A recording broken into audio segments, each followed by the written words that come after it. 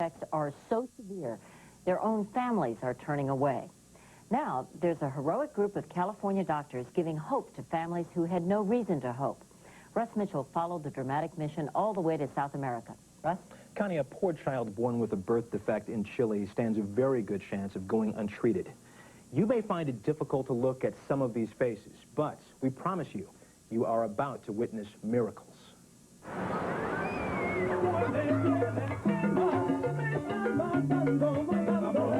It's vacation time in South America.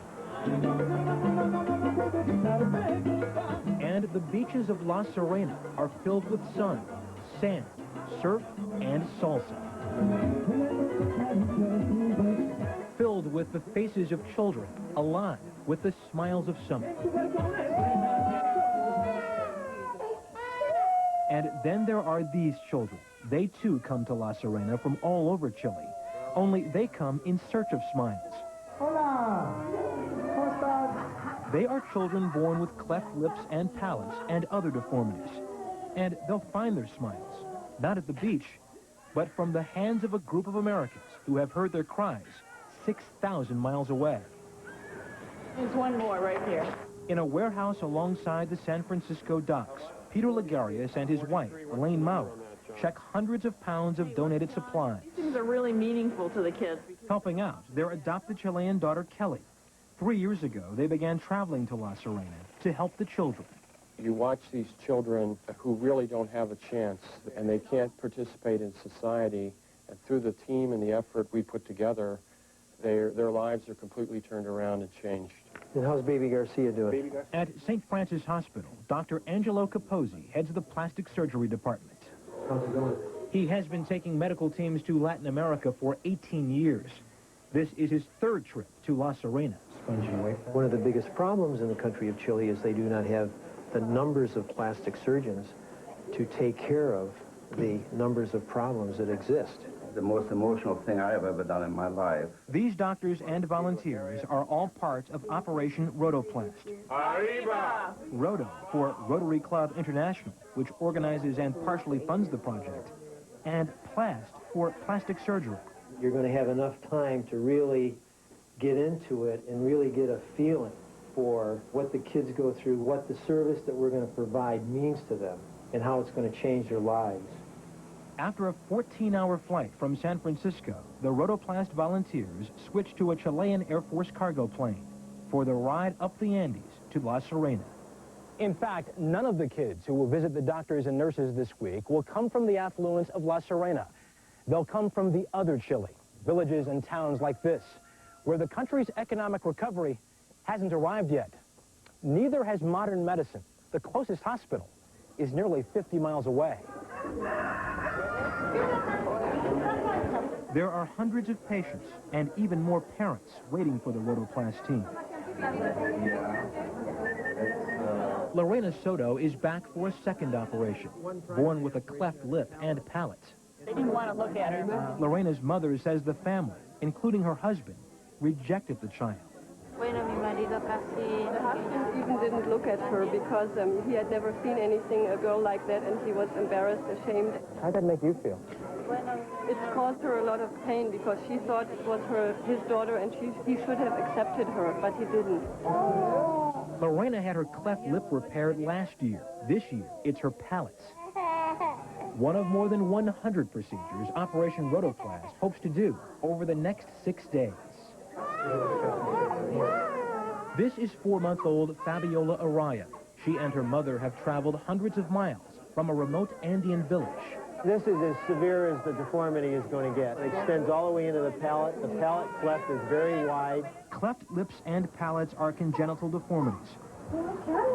The lip and palate never fully develop, leaving a gap in the face and a hole in the roof of the mouth. I think she's for tomorrow. #1 case. This is Caterina Espinoza. She is 15 days old and weighs barely 5 pounds. She looks bright and alert. She and Fabiola Araya will be operated on at the same time in adjoining rooms. The long days begin shortly after 7 a.m. This baby goes in there. The American surgical team consists of 5 plastic surgeons, a pediatrician, ophthalmologist, and 4 anesthesiologists. I want to make this incision, elevate this, They hope to do 15 operations a day, try to get the muscle, but none will be as difficult or as dangerous as these 2. get the mucosa over Dr. here. Capozzi will handle Katerina. And Dr. David Morwood of Monterey, California, is in charge of repairing Fabiola's huge deformity. You were saying this is a challenge this morning. You know, when a surgeon takes on a case like this, it's like a concert in Carnegie Hall. It's like playing in the Super Bowl. It's a tough case. Good. Very nice. Making progress. To operate on a child, try to restore their natural beauty, unmask that great face that they have. I mean, there's nothing like that. Okay, relax on there. All those great parts for the normal lip are right here in front of us. You just got to find them. It's like putting a puzzle back together. The doctors first identify and mark where the various parts of the lip should be. You want to duplicate the other side. The center point is the middle of the top lip, called the Cupid's bow. You know, I don't think it's a coincidence that it's called Cupid's bow. I think it's got a lot to do with romance. Next door, the atmosphere in Dr. Capozzi's room is tense Could you hold on one sec? because Katerina Espinosa is so tiny. Wet sponge? It makes it complicated. It makes the surgeon nervous, makes the anesthesiologist a little nervous. You've got to make this lip work well and not just look good. Back in Fabiola's room, Dr. Morwood is hard at work. We want her to grow up to be a good kisser, right? This lip has to work when she whistles and when she talks and when she makes that expressive face.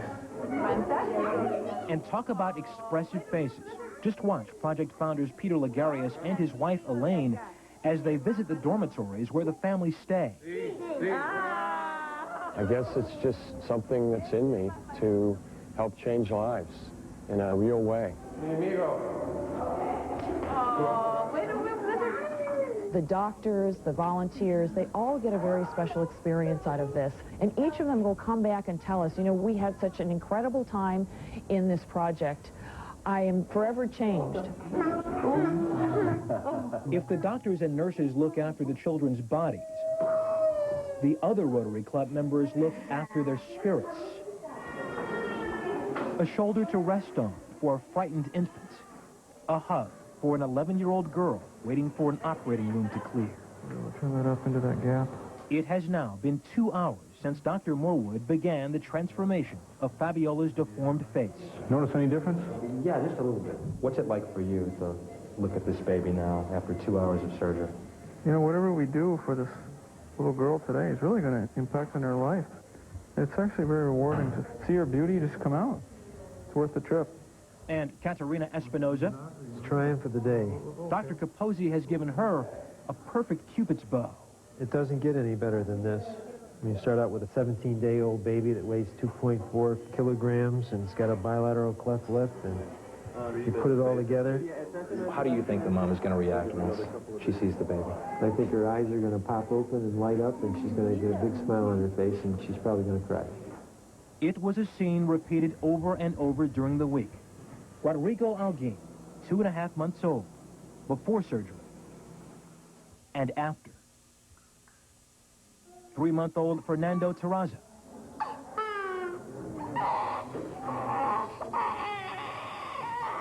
And Fabiola. The surgeons say if you ask them why they come to Chile, just look at these scenes. Tell her that I think that her baby's beautiful. And Dr. W, she says again, thank you. This is wonderful what you did for her and her child, and this is a great job, and for everybody. Yes, thank you. Very rewarding for us. We went to Katerina Espinosa's house 2 days after surgery. Katerina and her family live in a 2-room concrete house with no running water. Her father works in the mines hundreds of miles away.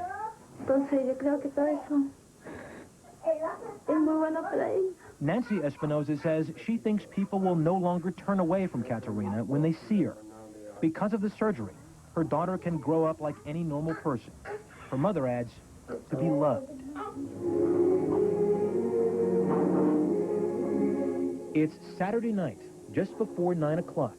Oh, my aching back. The doctors are finishing their 93rd and final operation. It's been a long, hard week, but we've done a lot here.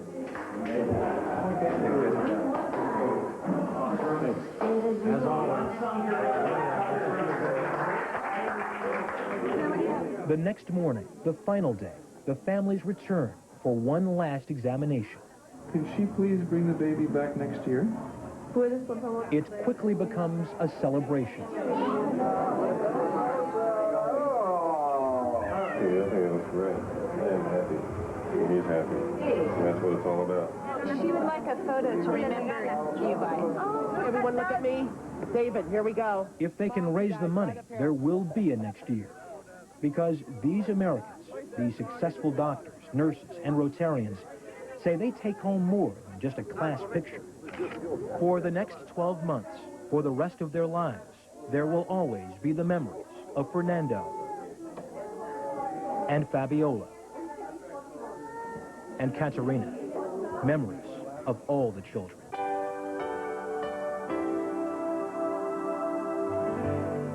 Russ, it's so amazing to watch this. You must have felt so good being there. It was quite an experience spending this time with the doctors and the nurses and watching them do their work and then seeing the reactions of the parents and the kids. There was a 12-year-old girl there named Maribel who had facial deformities so extensive the doctors did not have the equipment in Chile to help her. We just found out this week she will be brought to the United States. She'll have the operation next month, and it's all being done free of charge. Oh, wonderful. Yes. Thanks, Russ. Coming up, you'll hear what the dismissed juror told Judge Lance Ito.